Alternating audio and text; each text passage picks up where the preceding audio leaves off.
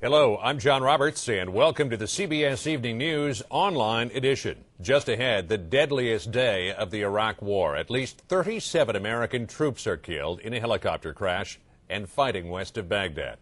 Also, a suicidal man causes a major train derailment in California. Hundreds are injured, and the death toll in that accident keeps on climbing. We'll have details. And another syndicated columnist admits taking government money while pushing administration policy. What does President Bush think of the idea? He'll tell you. It's all starting now on the CBS Evening News online edition. For U.S. forces here in Iraq, this was the worst, the deadliest day of the war. At least 37 American troops were killed today, including 30 Marines and a Navy sailor, in a combat zone helicopter crash, 4 more Marines in fighting west of Baghdad, and 2 Army soldiers in separate attacks in and north of the capital. CBS's Elizabeth Palmer has more on the Marine helicopter crash, the costliest single incident yet for American forces here. It was a Super Stallion helicopter, much like this one, that crashed just after midnight in Iraq's remote western desert. It's one of the largest and heaviest choppers in the Marine fleet. And last night, on a troop transport mission, it was loaded almost to capacity. The military says it ran into bad weather. Of course, our condolences go out to the families of those young Marines that were killed in the crash. 31 on board that we know of. We don't believe that there were any survivors. Over the past 18 months, American soldiers have increasingly found themselves commuting by helicopter. The risk of violent attacks make road travel too dangerous. But in spite of new evasive flying strategies, helicopters too run the risk of attack. In November 2003, ground fire caused 2 Black Hawks and 1 Chinook to crash, killing 33 servicemen. Helicopters are also at risk of mechanical failure and bad weather, including sandstorms that can choke the engines. Over the past 2 years, 35 U.S. helicopters have been downed in Iraq. Against a background of violence across central regions, the election campaign closed today. In Baghdad, schools slated to be used as polling stations were attacked. In Kirkuk, 3 car bombs exploded. And in Tikrit, a bomb went off just before Prime Minister Iyad Allawi was to speak. It's been rare to see candidates campaigning in the open.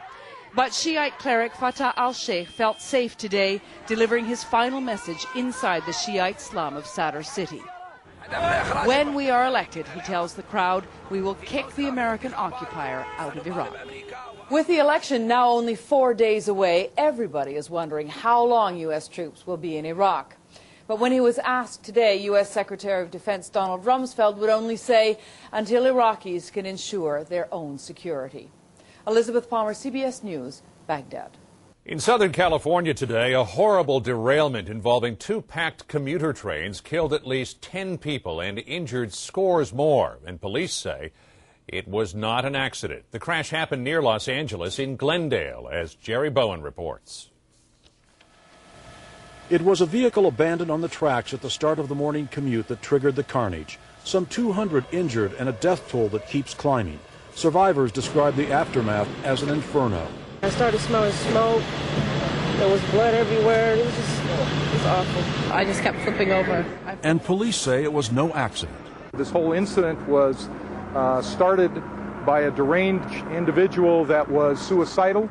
An incident scene that quickly became a murder scene as investigators probed what was left of the SUV allegedly parked on the tracks by Juan Alvarez, a 25-year-old man who wanted to die and then changed his mind.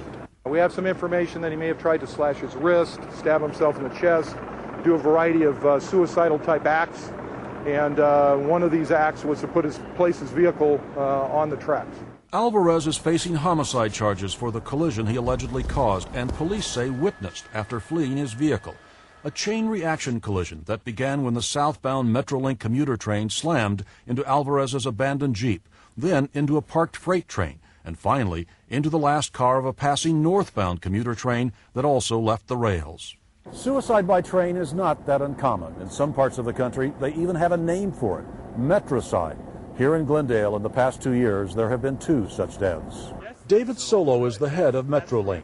We obviously don't want to encourage people to use the railroad or any mode to take their life. We'd rather them to be going to mental health professionals, but this is what occurs in our society, so there's not much I can do about that.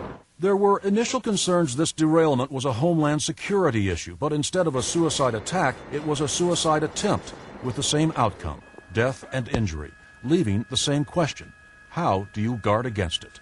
Jerry Bowen, CBS News, Glendale, California. The Bush administration admitted today, for the second time in recent weeks, that it paid a supposedly independent journalist to promote administration policies. It's a new twist in the current debate over ethics in journalism. Jim Stewart gives you the inside story. It was the second time this month that a syndicated columnist, this time family and marriage expert and author Maggie Gallagher, was found to have once been under contract to the government. It raises new questions whether the Bush administration paid for favorable press treatment. Health and Human Services officials today acknowledged they paid Gallagher $21,500 in 2002 and 2003 to help write an article for Assistant Secretary Wade Horn and to brief department officials on the president's initiative to strengthen families. And at the same time she was being paid, Gallagher used her syndicated column to advocate the president's proposal, which called for spending $300 million to encourage marriage. HHS officials said that Gallagher was hired for her expertise, not because she is a columnist. And in a statement today, Gallagher said she did not and would not accept payment to promote anyone's policies. She acknowledged, however, it was a mistake on my part not to have disclosed any government contract. It will not happen again. Earlier this month, columnist and commentator Armstrong Williams apologized for not disclosing he had received a $241,000 contract through the Education Department to promote the president's No Child Left Behind program. Asked about the incidents today, the president said the practice must stop. Do you think it's a proper use of government funds to pay commentators to promote your policies? No. I expect my cabinet secretaries to make sure that that practice doesn't go forward. There needs to be independence. Both Gallagher and Williams are staunch conservative commentators, and both insisted their opinions would have been the same despite the contracts. And Gallagher wrote in a column today to her readers, "I would have disclosed the contract," she said, "if I had remembered it." Jim Stewart, CBS News, Washington. More stories are just a click away, but be sure to join me on television for the on-air edition of the CBS Evening News. On Thursday's broadcast, Reinventing the Wheel, literally. If the idea gets rolling, you'll never have a flat tire ever again. We'll show you how it works. For CBSNews.com, I'm John Roberts.